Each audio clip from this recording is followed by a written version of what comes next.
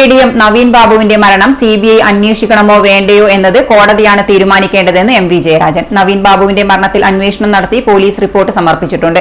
അതിലാണ് PP ദിവ്യക്കെതിരെ ആത്മഹത്യാ പ്രേരണ കുറ്റം ചുമത്തിയിട്ടുള്ളത്. നിലവിൽ പോലീസ് നടത്തിയ അന്വേഷണത്തിൽ പാർട്ടിക്ക് ആക്ഷേപമില്ലെന്നും MV ജയരാജൻ പറഞ്ഞു.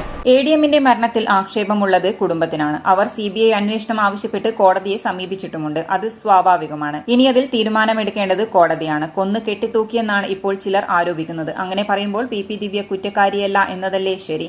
PP ദിവ്യക്കെതിരെയുള്ള ആരോപണം ആത്മഹത്യ ചെയ്യാൻ ഇടയാക്കും വിധം പ്രസ്താവന നടത്തിയതെന്നാണല്ലോ എന്നും ജയരാജൻ ചോദിച്ചു. സർക്കാരിനെ സംബന്ധിച്ചിടത്തോളം ഉള്ള ഒരു കാഴ്ചപ്പാടെന്താ? ഏറ്റവും മികച്ച അന്വേഷണം നടത്തുകയാണ്. ഇപ്പം ദിവ്യയുടെ തന്നെ സംഭവം നിങ്ങളെടുത്തു നോക്ക്.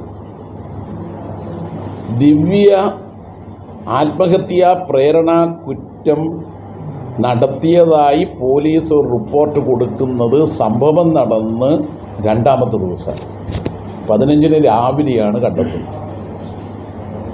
ഇതിൻ്റെ നാനാവശങ്ങൾ അന്വേഷിച്ചിട്ട് ഒരു നിഗമനത്തിൽ പോലീസ് എത്തിച്ചേരും.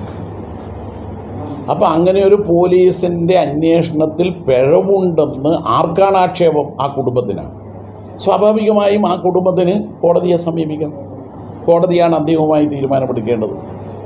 പിന്നെ CBIയെക്കുറിച്ചും EDയെക്കുറിച്ചും NIAയെക്കുറിച്ചും ഇതുപോലെയുള്ള കേന്ദ്ര അന്വേഷണ ഏജൻസികളെക്കുറിച്ചും CPMനോട് ചോദിച്ചാലുള്ള അഭിപ്രായം എന്താണ്? അതാണ് സംസ്ഥാന സെക്രട്ടറി പറഞ്ഞത്.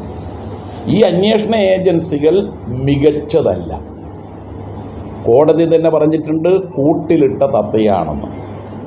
ഇപ്പോൾ കേന്ദ്ര അന്വേഷണ ഏജൻസികളെ കേന്ദ്ര സർക്കാർ ഉപയോഗിക്കുന്നത് രാഷ്ട്രീയ എതിരാളികളെ വേട്ടയാടാനുള്ള ഉപകരണമായിട്ടാണ്.